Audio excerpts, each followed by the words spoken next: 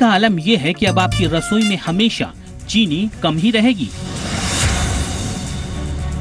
आम आदमी चीनी की बढ़ती कीमत के चंगुल में फंसा गया है।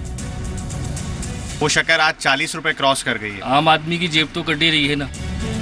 लेकिन सिर्फ चीनी ही कड़वी हुई हो ऐसा नहीं है, दाल भी आम आदमी की जेब का दम निकाल रही है।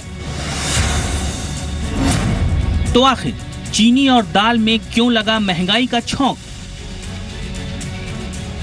अच्छे दिन ऐसे आए हैं कि आज चीनी 30-35 रुपए किलो से 50 रुपए किलो तक उपभोक्ता को मिल रही है। क्या जमाखोरी की वजह से कीमतों ने आसमान छुआ? क्या जमाखोर दाल की कालाबाजारी कर रहे हैं? जमाखोरी कानून के अंतर्गत कार्रवाई क्या की जाएगी? सरकार के चीनी और दाल सस्ती करने के दावों पर उठे सवाल।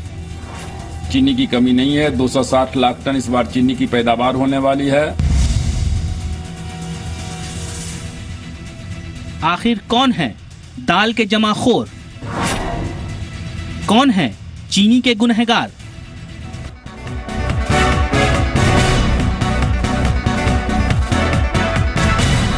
लग रहा है कि मौसम और महंगाई ने हाथ मिला लिया है, क्योंकि गर्मी और एक बड़ी कीमतें एक साथ मिलकर आम जनता का पसीना निकाल रहे हैं। मई में पारा जिस तरह नए रिकॉर्ड बना रहा है, ठीक उसी तरह चीनी और दाल की कीमत भी रॉकेट की रफ्तार से बढ़ रही है। नमस्कार, मैं हूं गौरव अग्रवाल। हम बात कर रहे हैं दाल और चीनी के टॉर्चर की।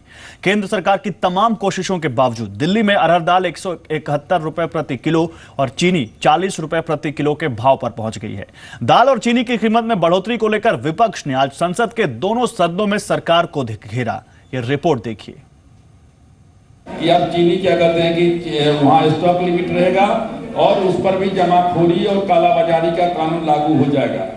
दूसरा जो मामला ये आपने दाल का कहा है, दाल का कीमत हमने किसी भी हालत में बढ़ने के लिए नहीं देंगे, ये आज भी मैं कह रहा हूँ।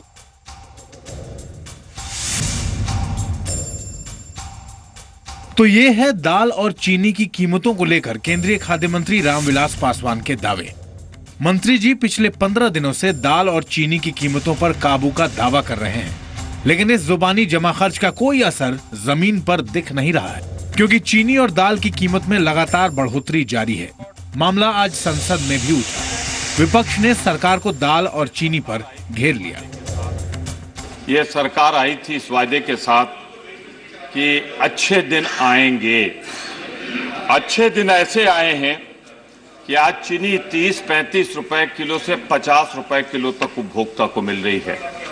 अच्छे दिन ऐसे आए हैं कि जो अपना खून पसीना बहाकर पैदा करता है वो किसान तो आत्महत्या कर रहा है। ये 50 रुपए किलो अगर चीनी बिक रही है तो ये सरकार बताए बिचौलिया कौन है जो इस सरकार की छत्र छाया में आम आदमी को लूट रहा है और किसान को मार रहा है। आंकड़े गवाही दे रहे हैं कि पिछले 6 महीने में चीनी 33% महंगी हुई है और दाल की कीमतें 170 रुपए के पार पहुंच गई हैं। नवंबर 2015 में चीनी 30 रुपए किलो की कीमत पर बिक रही थी, लेकिन उसके बाद करीब हर महीने चीनी के दाम रॉकेट की तेजी से बढ़ रहे हैं। 2016 के पहले महीने में चीनी 33 रुपए प्रति किलो की कीमत पर पहुंच गई और अब मई के महीने में तो लगता है चीनी बढ़ते पारे के साथ कंपटीशन करते हुए 40 के पार पहुंच गई है। वहीं दाल भी आम आदमी की जेब का दम निकालने पर तुला है। अभी ज्यादा वक्त नहीं गुजरा कि दाल ने आम आदमी को फिर से आंख दिखाना शुरू कर दिया है। मुंबई के खुदरा बाजार में इस वक्त तुअर दाल 180 से 190 रुपए प्रति किलो बिक रही है। वहीं उड़द दाल के भाव 170 से 200 रुपए किलो, चना दाल 75 से 80 रुपए किलो और मूंग दाल 92 से 120 रुपए किलो पर पहुंच गए हैं। गरीबों की दाल कहे जाने वाली मसूर दाल भी 80 रुपए किलो बिक रही है।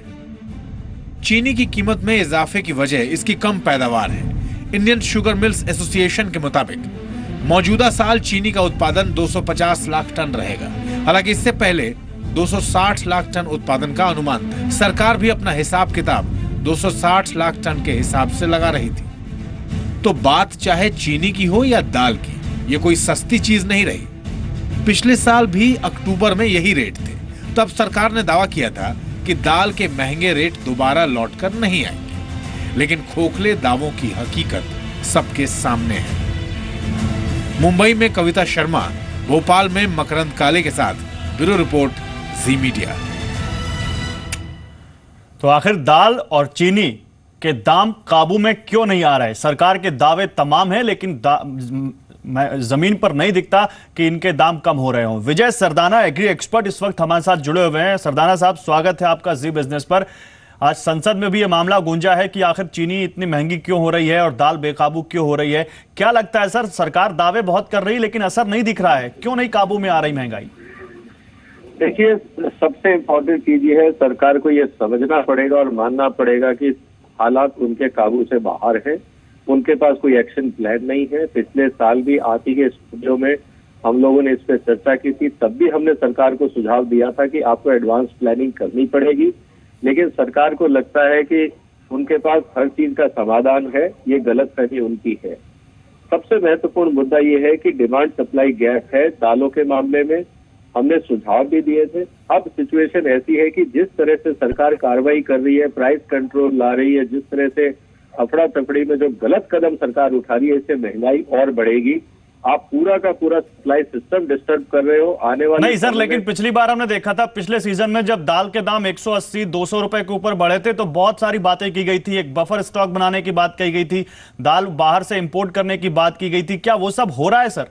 बिल्कुल सही है। आपको चाहिए 30 लाख टन दाल, आप बफर बना रहे, 30 मिलियन टन दाल आपको चाहिए और आप बफर बना रहे हो 1 लाख टन का। 1% का बफर आप बना रहे हो, 2% का। आप समझिए इस बात को कि पॉलिटिकल मैसेज अलग होता है और हकीकत अलग होती है। आज भी अगर सरकार ईमानदारी से चाहती है तो 2 साल के अंदर दालों के हालात सुधर सकते हैं। क्या सरकार सुधारना चाहती है? क्या पॉलिटिकल विल है? क्या एडमिनिस्ट्रेटिव को इस बात का पता है कि काम कैसे करना है? आज सिर्फ दावों से काम नहीं होगा, काम ग्राउंड पे करना है। ठीक है सर, ठीक है, thank you very much sir हमारे साथ जुड़ने के लिए। तो दावों से काम नहीं होगा, ग्राउंड पे काम करना पड़ेगा। और एग्री एक्सपर्ट विजय सरदाना के मुताबिक वो फिलहाल नहीं दिख रहा है, एक प्लानिंग नहीं दिख रही सरकार के अंदर, जिसकी वजह से हर बार खाने पीने की चीजों के दाम बढ़ते हैं, जिस तरह से इस बार दाल के एक बार फिर से और चीनी के दाम भी बेकाबू होते दिख रहे हैं। आगे बढ़ते हैं, बड़ी खबर है दिल्ली से। दिल्ली में 11 मई से स्कूल बंद होंगे। भारी गर्मी की वजह से दिल्ली सरकार ने स्कूल बंद करने का फैसला किया है। दिल्ली सरकार का यह फैसला सरकारी और निजी दोनों स्कूलों पर लागू होगा। दिल्ली में कल तापमान 45 डिग्री तक पहुंच गया था। बच्चों को गर्मी से बचाने के लिए दिल्ली सरकार ने यह फैसला लिया है। समीर दीक्षित मेरे सहयोगी ज्यादा जानकारी के साथ जुड़ चुके हैं। समीर, और क्या अपडेट है आपके पास इस बारे में? जी बिल्कुल, दिल्ली सरकार को लगातार अभिभावकों को इस तरीके की रिक्वेस्ट आ रही थी कि जो गर्मी लगातार बढ़ रही है और हाल में मौसम 45 डिग्री का पारा भी पार कर चुका है, इसको देखते हुए, इनकी बच्चों की सेहत को देखते हुए ऐसी रिक्वेस्ट लगातार आ रही थी कि स्कूल का जो समर वेकेशन है उसको वक्त से पहले उसकी शुरुआत की जाए, यानी कि स्कूल को बंद किया जाए और बच्चों को जो भारी गर्मी है इससे निजात मिल सके। इसी के तहत दिल्ली सरकार ने फैसला लिया है कि 11 मई से सभी निजी स्कूल साथ ही सरकारी स्कूल इसमें समर वेकेशन लागू कर दिए जाएंगे। गर्मियों की छुट्टियों की शुरुआत हो जाएगी और इसका सीधा फायदा जो पारा लगातार बढ़ रहा था गर्मी में, जो हम देख रहे थे लगातार हीट वेव के चलते किसी बच्चे की तबीयत ना खराब हो, उसके चलते ये फैसला लिया गया है। और अहम ये है कि ये फैसला दोनों ही, यानी कि निजी स्कूल और सरकारी स्कूल दोनों पर ही लागू होगा। 11 मई से सभी स्कूल को बंद होने के आदेश दिल्ली सरकार ने दे दिए हैं। शुक्रिया आपका समीर इन तमाम जानकारियों के लिए। आगे बढ़ते हैं, दिल्ली से एक और बड़ी खबर। सुप्रीम कोर्ट ने टैक्सी बैन को लेकर डिटेल्ड प्लान पेश करने के लिए दिल्ली सरकार को 2 दिन का वक्त दिया है। दिल्ली में डीजल से चलने वाली टैक्सियों पर बैन लगा दिया है सुप्रीम कोर्ट ने और उसके खिलाफ दिल्ली सरकार ने सुप्रीम कोर्ट का दरवाजा खटखटाया था। दिल्ली सरकार का कहना है कि इससे लोगों को भारी दिक्कतें हो रही हैं और बैन के लिए कुछ और वक्त देना चाहिए। दिल्ली सरकार ने कहा कि बैन को लेकर सुप्रीम कोर्ट के आदेश से दिल्ली की सड़कों से करीब 30,000 टैक्सियां गायब हो गई हैं। सरकार ने सुप्रीम कोर्ट से फेज वाइज मैनर में, यानी चरणबद्ध तरीके से टैक्सियों पर बैन लगाने की मांग की। इस पर कोर्ट ने सरकार को आदेश दिया कि वो 2 दिन में सभी पक्षों से बात करने के बाद डिटेल प्लान पेश करें। आपको बता दें कि दिल्ली में डीजल टैक्सी बैन के खिलाफ कल कई जगह विरोध प्रदर्शन हुआ था और आज भी कुछ जगहों पर टैक्सी ड्राइवरों ने विरोध किया है। उधर बैंकों का करीब 9,000 करोड़ रुपए लेकर विदेश भाग गए विजय माल्या ने भले ही राज्यसभा की सदस्यता से इस्तीफा दे दिया हो, लेकिन राज्यसभा की एथिक्स कमेटी उन्हें बख्शने के मूड में नहीं है। सूत्रों के मुताबिक आज हुई एथिक्स कमेटी की बैठक में माल्या को निष्कासित करने का फैसला लिया गया है। एथिक्स कमेटी अपनी रिपोर्ट कल राज्यसभा में पेश करेगी। एथिक्स कमेटी का कहना है कि जब तक माल्या का इस्तीफा स्वीकार नहीं किया जाता, वो राज्यसभा के मेंबर हैं, इसलिए कमेटी ने उन्हें बर्खास्त करने का फैसला किया है। आलोक मेरे सहयोगी ज्यादा जानकारी के साथ जुड़ चुके हैं। आलोक के पास हम जाएंगे, उससे पहले एथिक्स कमेटी के चेयरमैन कर्ण सिंह की आपको हम बात सुनाते हैं। It is not appropriate for me to announce the decision of the committee before it is tabled in the House. So tomorrow it will be tabled in the House. You can read it for yourself. But a decision has been taken. A decision has been. And it's by consensus. By consensus. आलोक के पास आते हैं। आलोक, और क्या जानकारी आपके पास इस पूरे मामले में?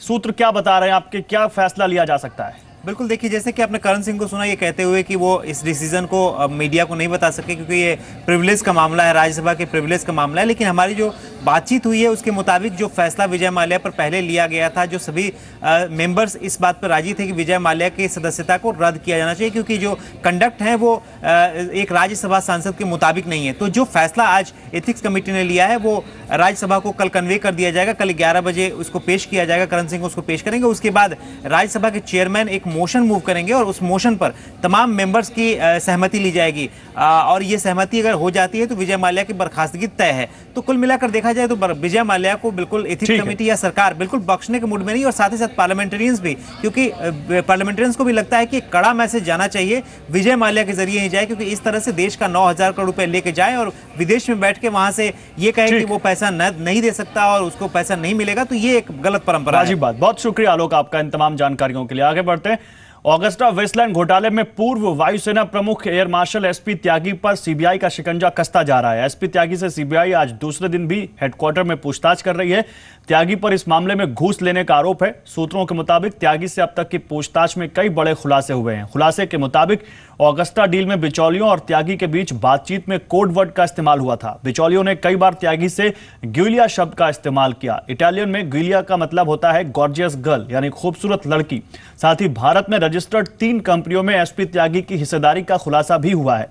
सीबीआई को वंशी, एनुरस और श्रवण के शुरुआती नाम से रजिस्टर्ड इन कंपनियों में पैसों के संदिग्ध लेन देन होने की जानकारी मिली है। कल सीबीआई ने करीब 10 घंटे तक एसपी त्यागी से पूछताछ की थी और 5 मई को एसपी त्यागी के भाई संजीव त्यागी को भी पूछताछ के लिए सीबीआई ने बुलाया है। इस बीच खबर यह भी है कि एक और पूर्व वायुसेना प्रमुख NAK ब्राउन के स्टाफ पर भी जांच एजेंसियों की नजर है और उनसे भी पूछताछ की जा सकती है।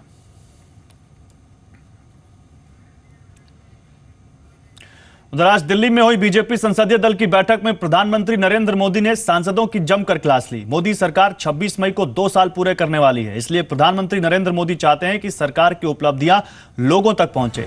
इसी को लेकर पीएम मोदी ने सांसदों की क्लास ली। पीएम ने पूछा कि क्या आप लोग गांवों में जाते हो, आप सरकार की योजनाओं को आम जनता के बीच ले जा रहे हो या नहीं?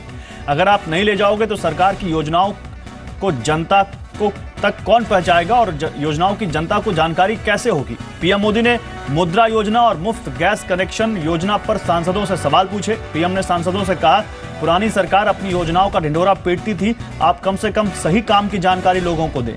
पीएम ने सांसदों से पूछा, ऊर्जा उत्सव मनाने की बात हुई थी, क्या आप लोगों ने इसकी जानकारी जनता को दी?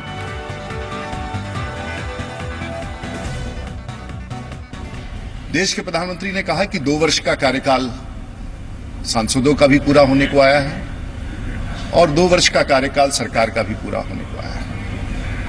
और इसमें जो बड़ी उपलब्धियां थी, जिसमें देश में मुद्रा योजना, देश में LED बल्ब का वितरण और उस 18,000 गांवों में जहां बिजली केंद्र की सरकार ने पहुंचाया है, ये बड़ी उपलब्धियों को सांसद जहां जहां जिन क्षेत्रों में ये उपलब्धियां हुई हैं और सरकार के कार्यकाल की बड़ी उपलब्धियां सरकार तक पहुंचाई जाए, सरकार की पहुंचाई जाए लोगों तक।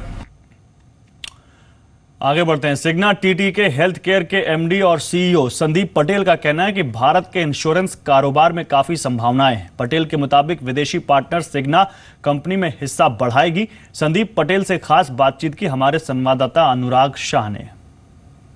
हमारे साथ खास बातचीत के लिए मौजूद हैं टीटीके हेल्थ केयर के एमडी और सीईओ संदीप पटेल। सर, सबसे पहले तो जी बिजनेस के साथ जुड़ने के लिए बहुत बहुत शुक्रिया।